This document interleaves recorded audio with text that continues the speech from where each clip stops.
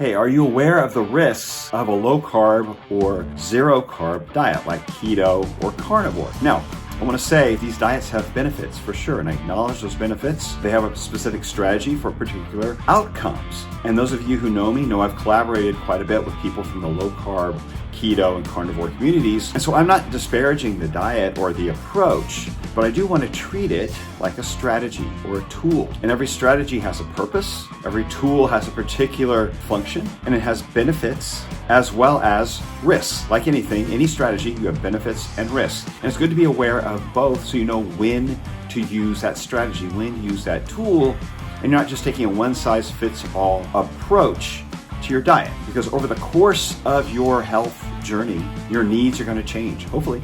Hopefully you solve some problems and move on to new goals, right? You hit your first goals, your first set of goals, and you move on to a new set of goals, which continues to help you to improve, which would require you to change your strategy. So these are beneficial strategies if you want to lose weight, you want to adjust your food cravings, right? Diminish food cravings. If you're dealing with a food addiction or carb addiction, they can be great for a certain mental health issues, certainly gut health as an elimination diet, especially if you're using whole food only and not eating ultra-processed foods. So you can clear the gut. People with IBS, autoimmune diseases have cleared up several of these diseases with a very whole food keto diet or carnivore diet. Great benefits. Not to mention reversing insulin resistance, reversing even type 2 diabetes, and regaining insulin sensitivity and losing a lot of weight. Great benefits, great reasons to use these diets. But again, they are not one size fits all any more than any other tool is functional for every problem. And there are downsides, there are risks, I should say, potential risks for every dietary approach. So I'm not just picking on low carb and zero carb diets. I acknowledge this with every diet, even including the one I use. And so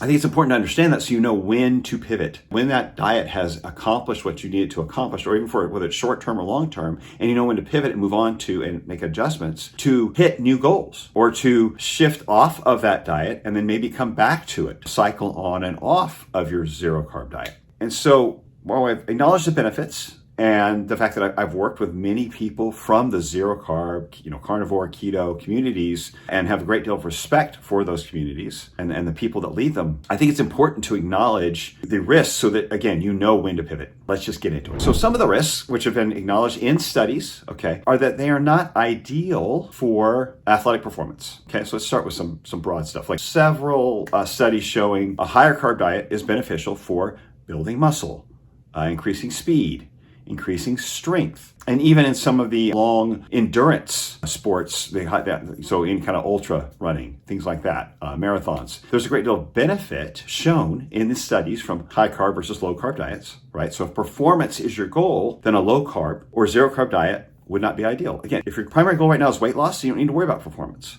But if you get to a point where you're a little bit leaner and you want to focus on building muscle, or maybe you want to take up a sport and you want to improve your performance in that sport, carbohydrates could be beneficial. Understand your goals for the moment. There's a condition called REDS, Relative Energy Deficiency in Sport, which is often seen with young athletes who are using a low calorie or a low carb diet in order to lose weight to improve their power to weight ratio, but some of them overdo it and they start seeing some downside in signs that look very much like low thyroid, or diminished thyroid. So low energy, disrupted sleep, some of them have hair loss, decreased libido, many women see disrupted cycles, disrupted hormone cycles. So it's not uncommon with a longer term, low carb or zero carb diet to see these similar symptoms like diminished thyroid or your thyroid has a hard time converting T4 to D3. So you might see elevated TSH. If you look at your blood work, you might see elevated TSH levels or low T3 levels. You may also see an elevation of a marker called SHBG, sex hormone binding globulin, which can be elevated because of elevated stress hormone. That's one thing that can elevate it. There's other factors that can as well, but one thing that can elevate your SHBG or sex hormone binding globulin is a very low carb diet extended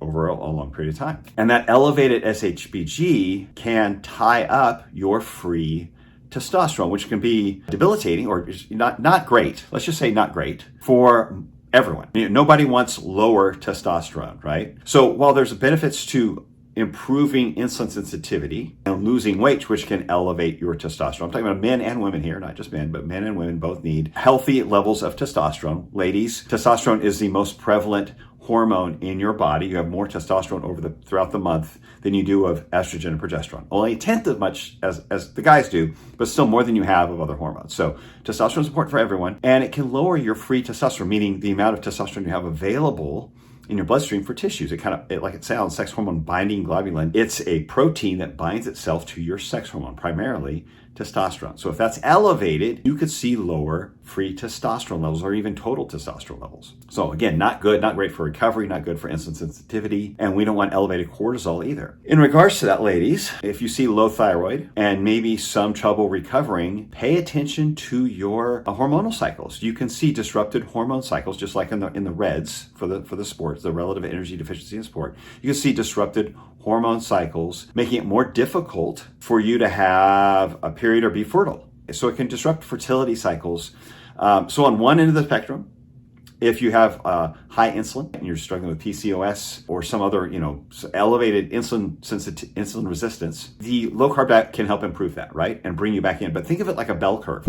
On either extreme, on insulin resistance, that can disrupt your cycle. And then the other side, the other extreme, you have very low carb where your body's struggling to create energy. You can have disrupted cycle because your body, if it senses that there's not enough energy on board to sustain a child, which is what the hormone cycle your body goes through on a monthly basis, and has to determine, can we sustain a child? Whether that's your goal or not, your body goes through those motions, right? With your hormonal cycles to say, hey, is this a stable environment, one of those factors being energy, to sustain life? If your body senses there's not enough energy, then it will disrupt that cycle, right? That can disrupt those hormone fluctuations. So you could have disrupted periods. Now, the other thing in energy in general, for everyone, is it can disrupt recovery and sleep. So you have elevated stress hormones, then you're going to have some disruptions of sleep,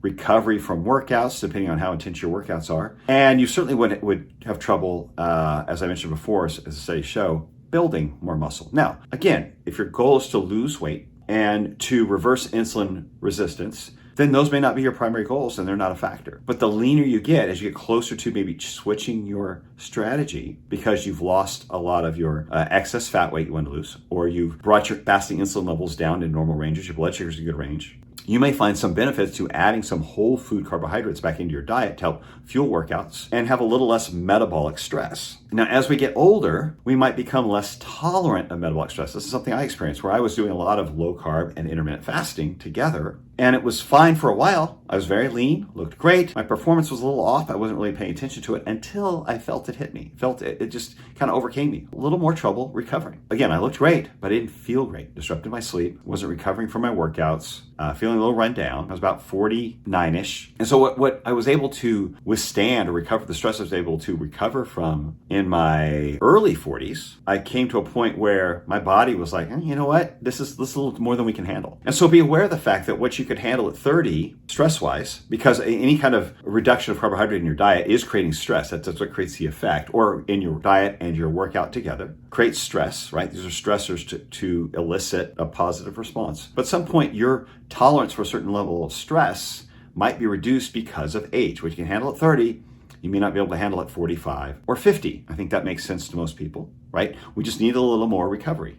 We need a little better sleep, and we become a little more sensitive to our hormonal balance at those ages. We're already dealing with reduced sex hormones and maybe some struggle with insulin sensitivity as we get older, where we have to be a little more deliberate about how we eat, how well we're sleeping. The risks that you may have been able to endure, or the downside you may have been able to endure from this zero carb diet or low carb diet when you're younger, 5-10 years later, may not be able to now. The other thing to understand with a zero carb or low carb diet is that just because you're not eating carbohydrates doesn't mean your body isn't using glucose. You're still using glucose. Glucose is still the primary fuel for your brain, okay? It uses about 120 to 140 grams of glucose every day. Ketones cannot completely replace that. Just to give you an example, I'm not projecting this onto you, but this is just what the studies show. About 3 to 5 days of fasting, so zero food, 3 to 5 days of water, about 30 35% of your brain's energy can come from ketones. And then the other 70-ish% is going to still come from glucose. After about 3 to 5 weeks of water fasting or a really perfectly executed ketogenic diet, you can get that up to 60 to maybe 70, possibly 75% of brain energy coming from ketones. And then the rest is coming from glucose. You're never going to completely replace glucose. So even at 75%, if you have, say, 30% of that 140 grams coming from glucose, that's still, 40, 50 grams of glucose potentially, right? 35, 40 grams. You're always using glucose. Plus there's some tissues, like some in your kidneys, your eyes, guys, testes are always using glucose. We got to understand that glucose is necessary. And if you're working out, if you're doing intense exercise, which I completely recommend, don't stop exercising just because you're trying to do a zero carb diet. But when you're doing strength training or any kind of high intensity interval training, sprints, anything in which that particular movement or exercise has you fatiguing within 3 or 4 minutes, where you have to stop and catch your breath, right? So if you fatigue within 3 or 4 minutes, 65% or more of the fuel for that exercise is coming from glucose. In fact, there's certain muscle fibers, your type 2 fibers, that are the ones that really, they're the last to grow, but they create a great deal of strength and power and speed, and they're the ones that help you get that last little bit of growth out of them. Those type 2 fibers are very glycolytic. They burn glucose primarily. And they like glucose. If there's not enough glucose on board, they're not going to perform. Now, again, that may not be your goal while you're trying to lose weight or reverse IBS or some autoimmune disease or reverse insulin resistance. Fine, make those a priority. Absolutely, your metabolic health is priority over performance or strength or more muscle, for sure. However, once you get to the point where you want to transition to focus on those, understand your body still uses glucose. And it's got to come from somewhere. Right? So do you know where that glucose comes from? Well, there's a process called gluconeogenesis. You've probably heard of it, but do you know where that glucose comes from? Your liver's creating the glucose, and your kidneys on some degree is creating glucose. It converts it from protein and lactate. And some of that protein can come from the protein that you consume in your diet. But many carnivores, I found, and ketogenic diet followers, tend to fast, or maybe they do their workout while fasted. So if you haven't eaten for a while, you don't have protein on board in your gut to turn into glucose. So after you've digested your food, your glucose, or the protein that you're using to convert into glucose, is going to come from your muscle, your skin, and your bone. And so there's a couple specific amino acids that your liver tends to use alanine, your kidney tends to use more glutamine, which would come from your lean mass. Again, collagen from your skin. Those particular amino acids might be in muscle, and even from bone mass, wherever it can get it. Yes, it can use lactate. As far as fat is not directly converted into glucose. Free fatty acids will not be converted into glucose. If you break down triglycerides, which are stored fat molecules, there's a very small amount. There's a small glycerol molecule that's holding those three fat molecules together. From triglycerides, that glycerol molecule maybe contributes about 2-3% your contribution to make glucose. Whereas, the alanine, for instance, will contribute anywhere from 5 to maybe 12 or 15% of your energy, breaking down those amino acids to create the glucose. And the glutamine might be another 5 to 10, 12% as well. And then some of that comes from, again, lactate, which is a byproduct of metabolism. So you're always metabolizing. If you exercise, you're going to have more lactate, right? So you are converting some of that for gluconeogenesis, but understand that some of it will come from lean mass. So when you get to the point where you're trying to build muscle, maybe you're a little bit leaner, not as much fat on board, and you're trying to work out hard, improve performance, build muscle, build bone as you get older, and you're working out intensely, understand that your glucose, which you're using when you work out intensely, yes, you're burning fat, but that gets maxed out. The demand that you have on your body for energy in those higher intensity levels has maxed out the speed at which you convert fat into energy, and now is relying on glucose. It's not that fat burning shuts down at high intensities, but that it gets maxed out, and now you need more energy, and the most immediate energy for that is glucose. And if you don't have it on board in the glycogen in your liver or glycogen in your muscles, when you start using it, your body kicks in gluconeogenesis. Again, breaking down lactate, but also breaking down amino acids from either digested protein or onboard protein you've just eaten, or muscle, skin, and bone. So lean mass. Understand that. So if you start feeling worn down, you start feeling that it's harder to sleep because you're elevated stress hormones. So to make this happen, you have to elevate epinephrine and cortisol in order to break down those amino acids, which then is converted to glucose in the liver. Those are stress hormones. So gluconeogenesis, you elevate stress hormones, break down amino acids, turn it into glucose. If you were to eat that same glucose from, say, some whole food source, whatever that is, some kind of healthy whole food source that you feel like it doesn't disrupt any sort of digestion or create a histamine response or any sort of allergy, right? So find a whole food carbohydrate source that makes sense for you. That will resupply those muscles and your liver with glucose without having to use gluconeogenesis or as much gluconeogenesis. Gluconeogenesis is a great backup plan. It's great for between meals when we need glucose to stabilize blood sugar and to give our brain energy because it loves glucose, right? Even when we're in a low carb or zero carb state, as established, it still loves glucose. And so your body's always having to create glucose. After an 8-hour fast, let's say overnight, you hadn't eaten, 8-hour fast, your liver glycogen levels are at about 20%, give or take, of levels, right? They have 20% left liver glycogen after stabilizing your blood sugar all night. At 20%, gluconeogenesis kicks in. So you're always using gluconeogenesis to help refuel liver glycogen, which is controlling your blood sugar. And you always need blood sugar at a stable amount. When you're under stress, whether you're angry in traffic, you're giving a speech, okay, anything creates stress, working out, okay, anything that's a high level of output, either emotionally or physically, your blood sugar can also be elevated, right? It's that fight or flight response. And it's normal. Because your body needs more energy to handle that stress response, it will break down glycogen in the liver to raise your blood sugar, to have more glucose available to handle that stress response. Whether you're using more muscles or not, it just responds to stress. And if glucose is already low or glycogen is already low in the liver, it's going to kick in gluconeogenesis. It's a backup plan. It's what allowed us to survive when food was scarce between meals. And that could be whether it's hours or days, depending on our situation. So you're always using